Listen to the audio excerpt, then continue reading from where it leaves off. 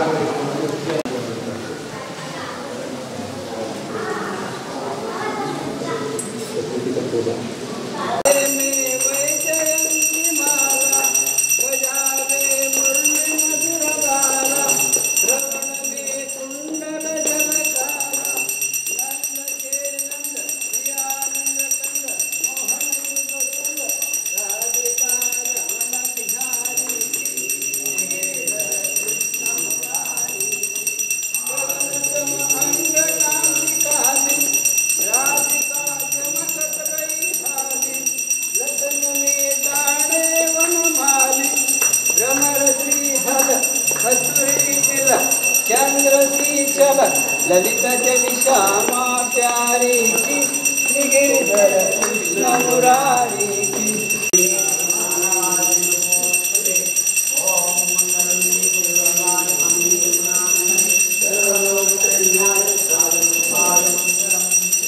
ओम बोलो श्री लक्ष्मीनारायण भगवान की जय।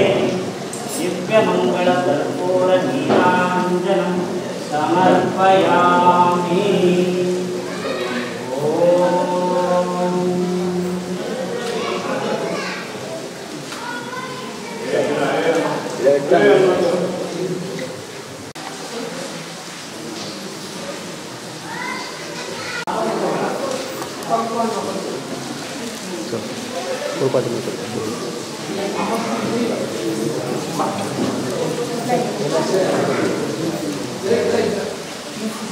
ओम नमो नारायणाय।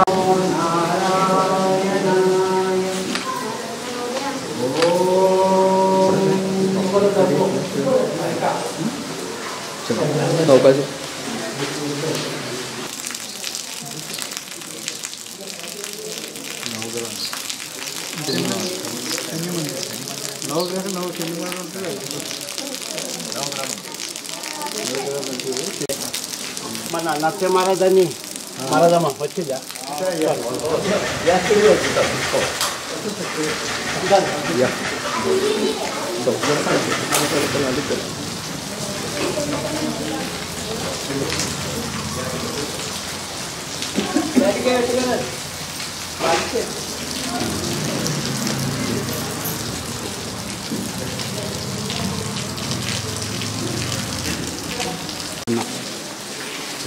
सद्गुरु महाराज की जय। मी माहिती सांगतो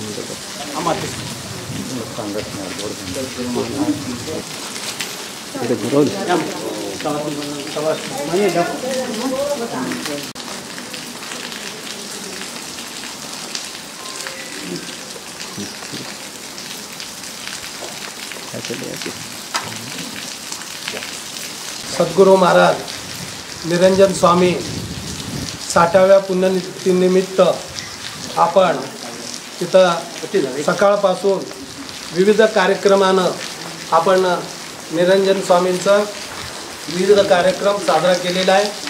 आज आपल्या मंदिरामध्ये सद्गुरू माननीय श्रीनिवासजी महाराज इथं आलेले आहेत. त्यांचं संस्थेच्या वतीने हा श्रीफळ फळ देऊन सत्कार करण्यात येत आहे.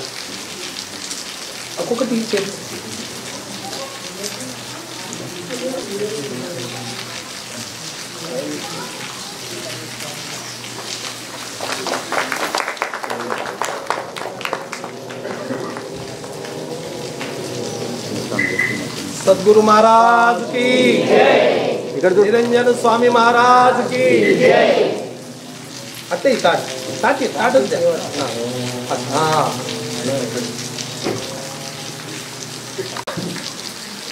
म्हण आम्ही म्हणतो तसं म्हणा. ओम नमो निरंजनाय. ओम नमो निरंजनाय. सद्गुरवे परमात्मने. सद्गुरवे परमात्मने. ओम नमो निरंजनाय. ओम नमो निरंजनाय. सद्गुरवे परमात्मने. सद्गुरवे परमात्मने. ओम नमो निरंजनाय. ओम नमो निरंजनाय. सद्गुरवे परमात्मने. सद्गुरवे परमात्मने. चैतन्यं चैतन्यं शाश्वतं शाश्वतं शान्तं शान्तं व्योमातीतं व्योमातीतं निरञ्जनं निरञ्जनं नादबिन्दु नादबिन्दु कलातीतं कलातीतं तस्मै तस्मै श्री श्री गुरवे नमः. गुरवे नमः. बघा आमचे सर्वांचे गुरुदेव ब्रह्मलीन ब्रह्मस्वरूप श्री निरंजन स्वामी महाराज यांची आज 60वी पुण्यतिथी.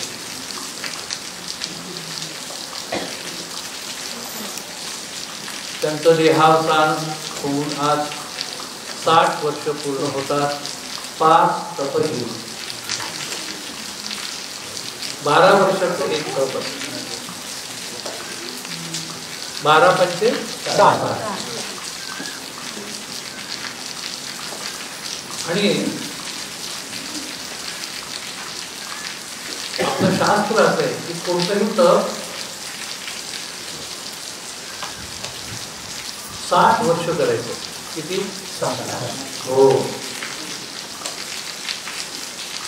12 वर्षाची 5 तप.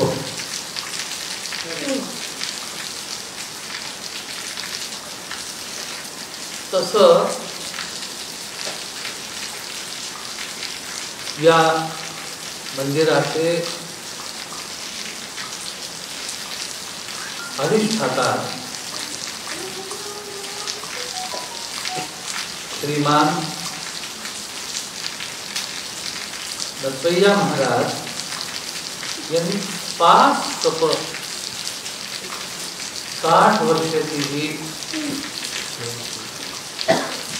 सद्गुरूंचा पुण्यतिथी उत्सव करण्याची सेवा करून किती तप केली? 5 तप केली.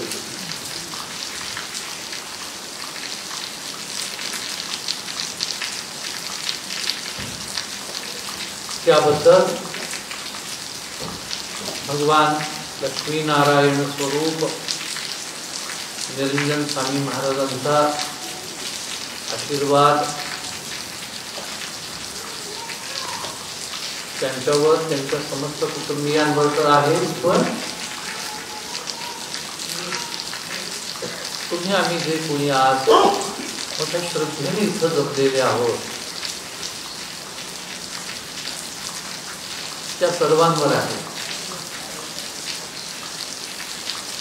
सद्गुरुनाथ निरंजन स्वामी महाराजांना प्रत्यक्ष डोळ्यांनी पाहिलेले आता फक्त एक 3-4 व्यक्तीच असावे बरं का. नरसय्या महाराज एक आहेत,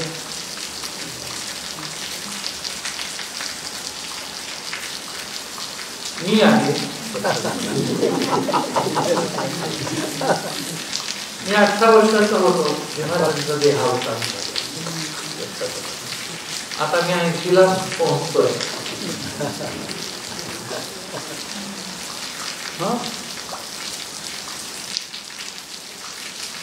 तर आमचे दुसरे एक गुरुबंधू होते मल्लया महाराज बोगा, त्यांचे देहावसान झालं. एक विष्णुपत महाराज पुरुषकर होते, त्यांचंही देहावसान झालं. राम दिवटे, त्यांचंही देहावसान झालं. पण सगळे गुरुसेवा करून कृतार्थ होऊन कृतकृत्य होऊन या जगाचा निरोप त्यांनी घेतला. माणूस किती जगतो यापेक्षा तो कसा जगतो ते महत्त्वाचं. कोणाचं दीर्घ जीवन असेल, कोणाचं अल्प जीवन असेल, कालाची अवधी महत्वाची नाहीये. त्या कालामध्ये तुम्ही प्रत्येक क्षण कसा वापरता याला महत्व आहे. मी काय बोलतो लक्षात घ्या. आता हे विष्णू मंदिर आहे. तुम्ही शंकराचं मंदिरही पाहत असणार. बघा बरं, उन्हाळ्यामध्ये हे शंकराच्या पिंडीवर अशी एक गळती लावलेली असते, पाणी असतं त्याच्यामध्ये. थेंब थेंब थेंब थेंब ते पाणी त्या शिवपिंडीवर पडत असते. काय अर्थ आहे हो या सगळ्याचा? त्याचा अर्थ असा आहे की ते पाणी म्हणजे काय आहे? आयुष्य आहे. आयुष्य लक्षात घ्या. आणि ते लिमिटेड आहे. ओके ना, एक हजारच किती खाली एक त्याला भोग असतं, त्याच्यामध्ये पाणी भरलेलं. तुमचं आमचं आयुष्य म्हणजे त्या घागरीच असतं. आणि त्यामध्ये लिमिटेड काय आहे? क्षण आहे. जास्त नाही आहे, मर्यादित क्षण आहे. मर्यादित श्वास नेमून दिलेले तुम्हाला.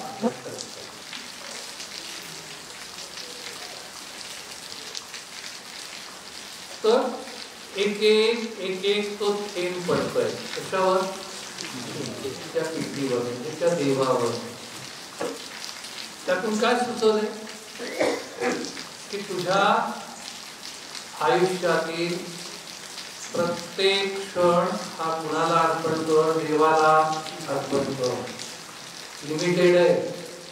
एकदा तो क्षण निघून गेला की परत येणार नाही.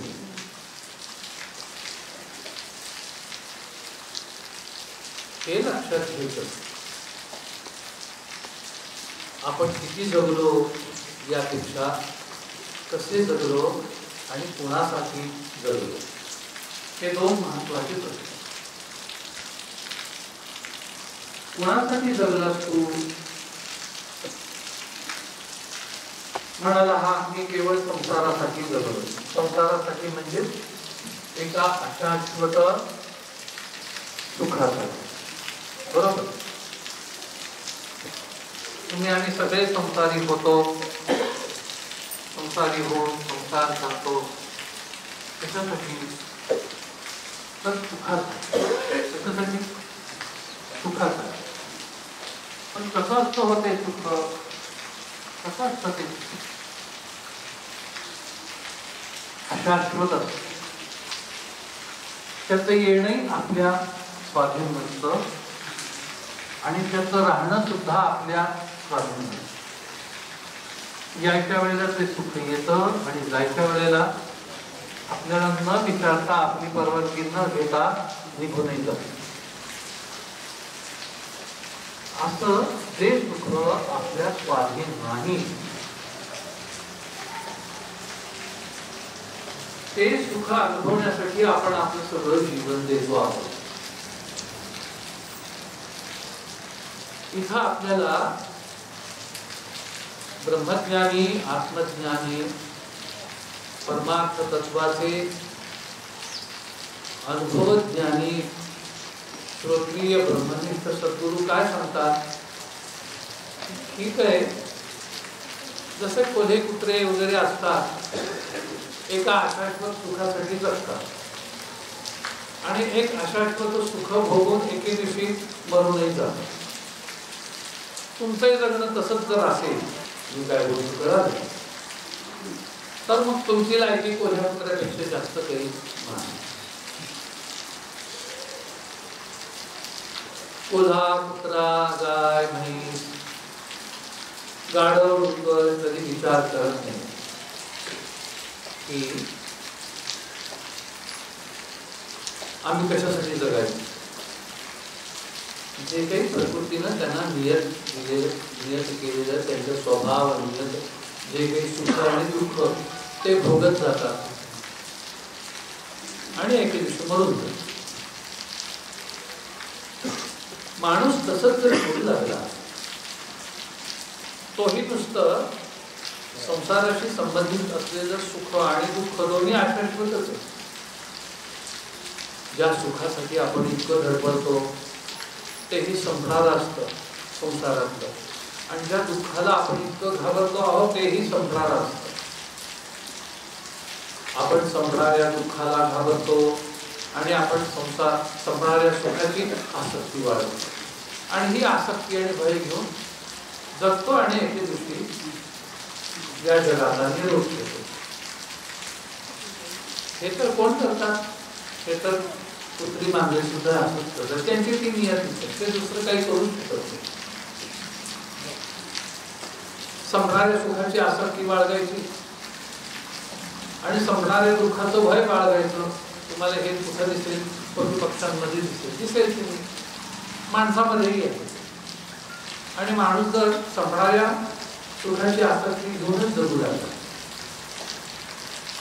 आणि संपणाऱ्या दुःखाचं भय घेऊनच जर जगू लागला, त्याच्या पलीकडे जाऊन आहे तरी काय ते सुख की ज्याचं मला इतकं आकर्षण वाटतं, आहे तरी कोणतं ते दुःख की ज्याचं मला इतकं भय आहे, त्याचं कारण आहे तरी कोणतं, याचा विचार करत नाही. कोण? असं एक विचारहीन आयुष्य, त्याला म्हणावं पशुच आयुष्य. कुणाचं?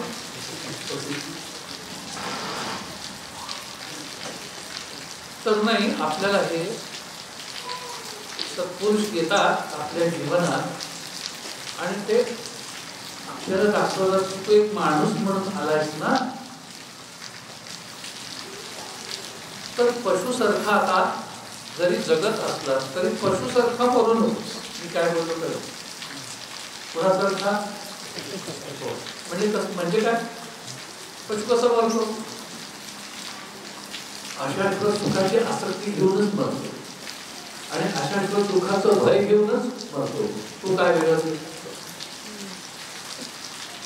माणूस मरू लागला, डॉक्टर म्हणतात आता तुम्हाला थोडा अवधी राहिलेला आहे, तरी हा म्हणतो डॉक्टर साहेब काही करा, कुठलं तरी इंजेक्शन आणा, कुठून तरी नळी खोटा काहीतरी करा, पण मला मरून देऊ नका. कशी तुला का जगायचं? कशासाठी जगायची? जगण्याचं एवढं आकर्षण तुला का आहे? डॉक्टरांना तर सांगू लागले वेळ कमी आहे, थोडाच वेळ आहे. नातलग लोक सुद्धा तो बरा होणार आहे की नाही विचारत नाही, कधी संपणार आहे विचारत असतात.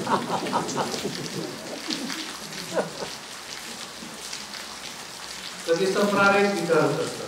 म्हणजे त्यांनी पण गृहीत धरलेलं असतं की हा संपणार आहे, तरी हा म्हणत असतो की काही करा आणि मला वाचवा. कशासाठी? तुला का जगायचं आहे? तुला कशासाठी जगायचं? संपणाऱ्या सुखासाठी जगायचं. जे सुख संपणारच आहे, तो थांब म्हटलं तर थांबणार नाही, त्याच्यासाठी तुला का करायचं? दुःख म्हणजे मला दुःख नकोय. हो, आता तर दुःख संपणारच आहे. मग हो, आता तू थंड झाला की तुझ्यावर कोण संपणार आहे? दुःखही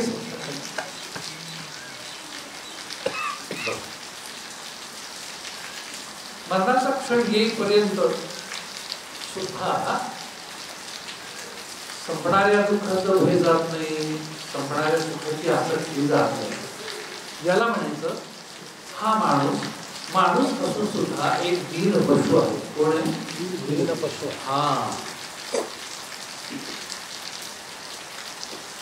या दैन्यातून, या पशुत्व सूचक दैन्यातून बाहेर काढण्यासाठी म्हणून भगवंताचे अवतार होत असतात. म्हणून आमच्या निरंजन स्वामी महाराजांसारखे सत्पुरुष या भूतलावर येत असतात. ते सांगतात की बाबा रे, तू सच्चिदानंद स्वरूप आहे. कोण आहे?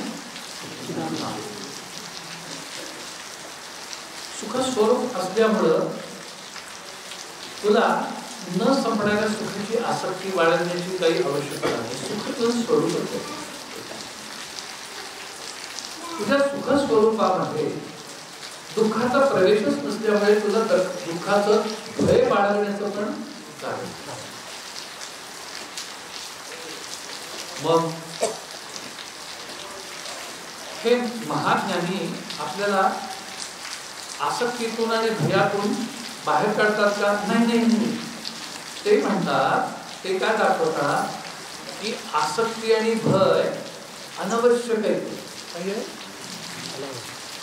मी काय बोलतो?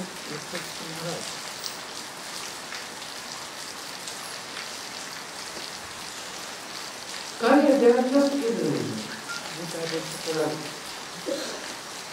आसक्ती आणि भय कष्ट बाळगतोस तू? एका अशाश्वत अशा सुख आणि भयाच्या आसक्ती आणि या गोष्टीमध्ये तू गुंतून पडलेला आहे. पण ते अनावश्यक आहे का? तू सुखस्वरूप असल्यामुळं तुला संपणाऱ्या सुखाची आसक्ती बाळगण्याची गरज नाही. जसं एक उदाहरण देतो म्हणजे तुमच्या लक्षात येईल. एक माणूस सगळ्या पृथ्वीचा अधिपती आहे अशी कल्पना करा. अजून कोणी तसा नाही, पण समजा असेल सगळ्या पृथ्वीचा राजा. कोणत्या? जो सगळ्या पृथ्वीचा राजा आहे त्याला जर कोणी म्हटलं की आमच्या गावामध्ये 1-2 एकराचा काही आहे तुकडा आहे, त्याची तुम्ही काय करा इच्छा करा. तो म्हणतो कशासाठी? जो मी सर्व पृथ्वीचा काय आहे अधिपती आहे, मला 2 एकराच्या त्या जमिनीच्या तुकड्याची काही आवश्यकता नाही. माझं बोलणं तेव्हा जो न संपणारं सुख हे ज्याचं स्वरूप आहे हे ओळखतो. आता तो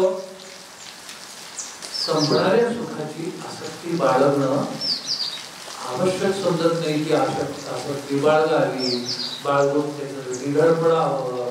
ते मिळत असेल तरच आनंद मानावा, तो मिळत नसेल तर उदासीन व्हावं. या सगळ्या मानसिक अवस्थांच्या तो पलीकडे जातो. आणि ते महात्मे, ते ब्रह्माघोरी महात्मे आपल्याला असं सांगतात की दुःखाला घालू नको. दुःख तुझा स्वभाव नाही. कोणाचा स्वभाव नाही? अनात्म्याचा स्वभाव आहे. तो सच्चिदानंद आत्मस्वरूप आहे. दुःख तुझा स्वभाव नाही. दुःख तुझ्या स्वरूपात प्रवेश होत सुद्धा नाही. आकाशाला कोणी जाळू शकतं का? काय हो? आकाशाला कोणी जाळू शकत नाही. मग जो आकाशाची पलीकडे आहे चैतन्यम शाश्वतम शांतम व्योमातीतम. व्योम म्हणजे अवकाश, त्याच्याही जो पलीकडे. आता व्योम हे पंचमहाभूतांचं काही उपलक्षण. जो आकाशाच्याही पलीकडे, आकाशाच्याही अतीत आहे, तो 4ही अलीकडच्या भूतांचा काय झाला? अतीत झाला. आणि तुझं शरीर कसं आहे बाबा? पंचभौतिक शरीर, त्याच्यात तो अतीत आहे. मग एखाद्याला वाटेल अहो पण एक अज्ञान आहे की, म्हणून चैतन्यम शाश्वतम शांतम व्योमातीतम निरंजनम असतं. आणि त्या अविद्या गहन जो कारणदेह आहे की नाही त्याच्याही तू काय आहे पलीकडे आहे. म्हणजे अविद्यारूपी अंजनानं सुद्धा तू रहित असलेला कोण आहे बाबा? प्रत्येकात्मा साक्षी आहे, सच्चिदानंद आहे. कोण आहे? सच्चिदानंद आहे. बघ, ज्या अनात्म्याचं दुःख हे काय आहे स्वभाव आहे, त्या अनात्म्याच्या तो अतीत आहे. तुझ्या स्वरूपामध्ये दुःखाचा काही स्पर्श सुद्धा नाहीये. त्यामुळे दुःखाला घाबरणं अनावश्यक आहे. मी काय बोलतो तर चैतन्य शाश्वतम शांतम व्योमानंतम निरंजनम का नाद बिंदू कलातीतम. नाद अर्थात कारणदेह, बिंदू अर्थात सूक्ष्मदेह, कला अर्थात स्थूलदेह. अरे तिन्ही देहांच्या तो काय आहे अतीत आहे. स्थूल देहाच्या अतीत असल्यामुळे तुला जन्म मरण नाही.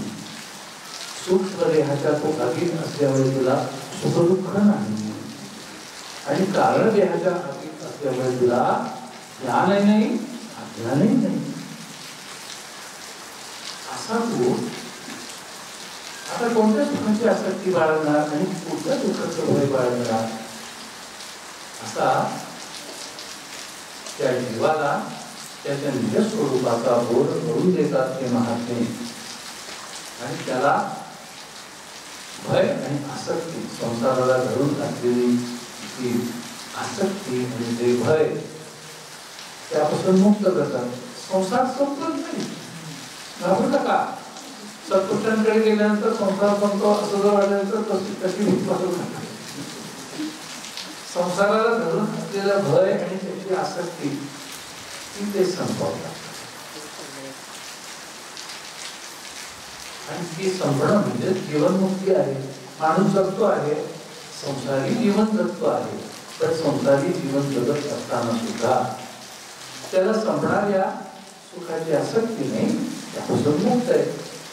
संपणाऱ्या दुःखाचं भय नाही, त्यापासून तो मुक्त आहे. याला म्हणायचं जिवंत असून सुद्धा मुक्त, जीवन मुक्ती म्हणतात. असा हा जीवन मुक्तीचा आदर्श आमचे सद्गुरुदेव निरंजन स्वामी महाराज यांनी त्यांच्या हयातीमध्ये स्वतःच्या जीवनासमोर ठेवला. त्या आदर्शाला गाठण्यासाठी स्वतः साधना केली, साधना सिद्ध झाले, पण तिथे ते थांबले नाही. तो आम्हा सर्व सामान्य अज्ञानी परंतु जिज्ञासू जनांना त्यांनी उपदेशाद्वारे, प्रवचनाद्वारे हा जीवनमुक्तीचा आदर्श कसा काढायचा याचं प्रबोधन केलं. त्यांचं देहावसान होऊन आज 60 वर्ष पूर्ण झाली, 5 तप पूर्ण झाली. आपण त्या सर्वांना, त्या सर्वांचं ते त्यांचे सद्गुरू, त्यांना 2 सद्गुरू झाले. माहितीला गेल्या वर्षी मी त्यांचं चरित्र इथं वाटलेलं होतं. आमच्या गल्लीमध्ये राजाचे श्रोत्रिय म्हणून सद्गुरू होते. ते त्यांचे पहिले गुरु आणि दुसरे गुरु जडीय सिद्ध स्वामी. अशा 2 गुरूंच्या सहवासात राहून ब्रह्मज्ञान प्राप्तीची साधना करून पूर्णपणे देहाभिमान मुक्त अशा स्थितीमध्ये ज्यांनी बाह्यतः संसारी जीवन आचरलं, एका क्षणावर, एका वैराग्याच्या विरक्तीच्या क्षणामध्ये बाह्य संसारी जीवनाचाही त्याग केला. परंतु संसारी जीवन असो अगर संन्यासी जीवन असो, जिज्ञासू जनांना आत्मतत्वाचं प्रबोधन करण्याचं कार्य अत्यंत निरलसपणे निस्वार्थ बुद्धीनं त्यांनी आयुष्यभर केलं. ही त्या सत्पुरुषांची तुम्हाला कर्तव्य झालेली कृपा आहे. आज त्यांचा आपण पुण्यस्मरण करूया. पुन्हा एकदा त्यांच्या नावाचा जयघोष करूया. मी म्हणतो तसं म्हणा. ओम नमो निरंजनाय. ओम नमो निरंजनाय. सद्गुरवे परमात्मने. सद्गुरवे परमात्मने. ओम नमो निरंजनाय. ओम नमो निरंजनाय. सद्गुरवे परमात्मने. सद्गुरवे परमात्मने. ओम नमो निरंजनाय. ओम नमो निरंजनाय. सद्गुरवे परमात्मने. सद्गुरवे परमात्मने. कृष्णाय वासुदेवाय. कृष्णाय वासुदेवाय. हरे परमात्मने. हरे परमात्मने. प्रणतक्लेशनाशाय. प्रणतक्लेशनाशाय. गोविंदाय नमो नमः. गोविंदाय नमो नमः.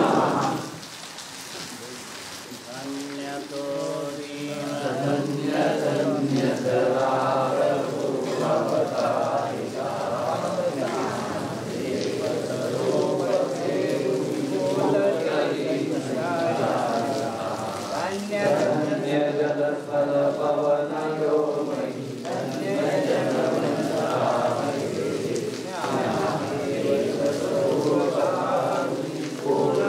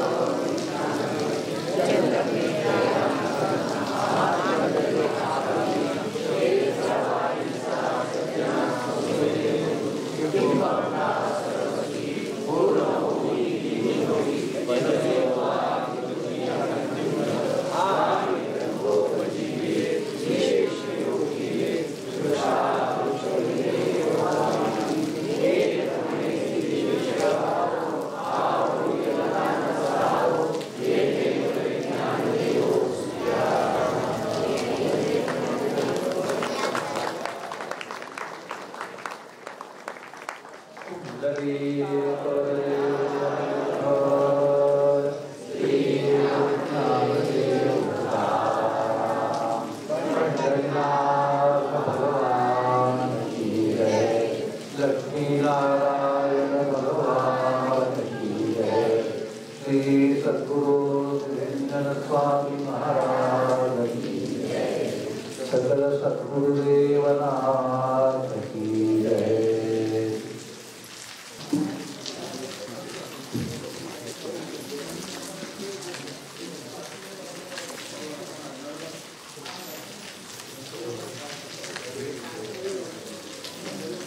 म्हणा जय जय श्रीराम, जय जय श्रीराम, जय जय श्रीराम, जय जय श्रीराम, जय जय श्रीराम, जय जय श्रीराम। हर हर महादेव, हर हर महादेव, हर हर महादेव, हर हर महादेव, हर हर महादेव, हर हर महादेव।